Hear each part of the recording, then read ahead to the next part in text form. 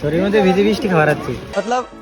वो अलग ही लेवल का बंदा था। তাহলে হাসতোটা ফার্স্ট থেকে কই না হ্যালো গাইস আমি জমশেদ আমরা শেখাতেছি আঙ্গবাড়ি থেকে প্রায় 30-40 কিলোমিটার দূরে মানে অনেক একটা আমার ফ্রেন্ড আছে আমরা একলগে ফার্স্ট ইয়ার সেকেন্ড ইয়ার পড়তাম ওই মামা কল করে কইলো আহ আঙ্গবাড়িতে বেড়াই যাও যার জন্য আমরা গেতেছি ওইতে বেড়াবে নাকি अबे साले তো একজন রাইতে আমরা পেয়ে গেলাম বগতপাড়া তো এন থেকে আর আমরা চিনি না কারণ এর রাস্তা হলো দুইটা যার জন্য এই চাচাক জিগাইতেছি যে কুমুক যাওয়া লাগবো তো চাচা আঙ্গার কয়ে দিল তারপর চাচারে থ্যাংক ইউ কয়ে এখন আমরা আবার গেতেছি আইতে আইতে পাইলাম আমরা আমার চোখ বাজার এন থেকে বলে আর ভিতরে জানাবো জানি না আর কথা জানাবো তো গেতে থেন দেখতে থেন বাজার থেকে অল্প যায় দেখি স্বচ্ছ ভারত মিশন লেখা আছে তারপরে দেখি ও এই দিয়ে আঙ্গে স্বচ্ছ ভারত মিশন রাস্তার মধ্যে পানি আর কেদো কত স্বচ্ছ আছে এখানে থাকলে কাফি और अभी तो रुको। তারপরে এক ঘন্টা হওয়ার পরে পেয়ে গেলাম একটা চক চক মানে একটা ছোট মোটো বাজার আর কি এনে দিয়ে একটা সিরিপনে পান বেচতেছে আমি 100% কনফার্ম এই পান মিটা লাগবই